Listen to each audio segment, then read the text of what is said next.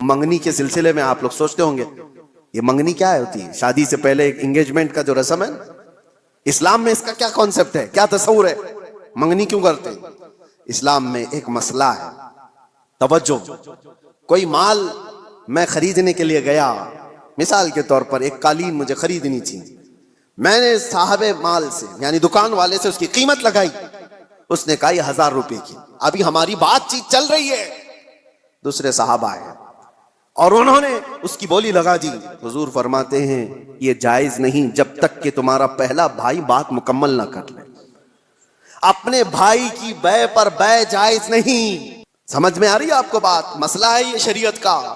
میں اگر خرید رہا ہوں تو دوسرا اس میں گھس کر کے نہ خریدی کی بات نہ کرے جب تک میری ڈیل مکمل نہیں ہو جاتی۔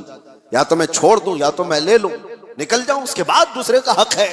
یہ اسلام کا مسئلہ ہے۔ یہی کانسیپٹ ہے منگنی کا۔ منگنی کیوں کی جاتی ہے؟ کسی لڑکی کو آپ نے دیکھا، پیغام نکاح بھیج دیا اور لڑکی نے قبول کر لیا، شادی ابھی نہیں ہوئی، اور یہ اعلان کیا جا رہا ہے۔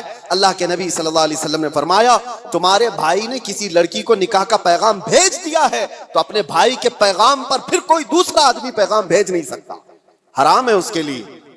اب وہ اس کو پوچھ نہیں سکتا، کیونکہ جب تک ان کی ڈیل مکمل نہ ہو جائے، یا تو ٹوٹ جائے، ختم ہو گئی کہ نہیں کرنا ہے شادی، تو اس کے بعد نئے سرے سے اگر کوئی چاہے تو پھر اس کے پاس پیغام نکاح بھیج سکتا ہے، ورنہ جب تک کوئی مسلمان کسی عورت کے نکاح کے پیغام بھیجا ہوا ہے اس وقت تک دوسرا کوئی اس کو پیغام نکاح نہیں بھیج سکتا۔ یہ ہے حقوق اسلام میں، اتنا زیادہ محفوظ رکھا گیا ہے۔ حیرت کی بات یہ ہے کہ مسلمان آج کم علم ہو گئے، جاہل ہو گئے، پڑھتے نہیں ہیں، ورنہ تمہارے دین میں اللہ تعالیٰ نے کوئی کمی نہیں رکھی، کوئی ایک ادنا سا شائبہ بھی نہیں ہے۔ یہ وہ دین ہے جس کی شروعات ہوتی ہے الف لام میم ذالک الکتاب لا ریب فیہ۔ یہ وہ عصمت والی کتاب ہے جس میں شک کی گنجائش ہی نہیں۔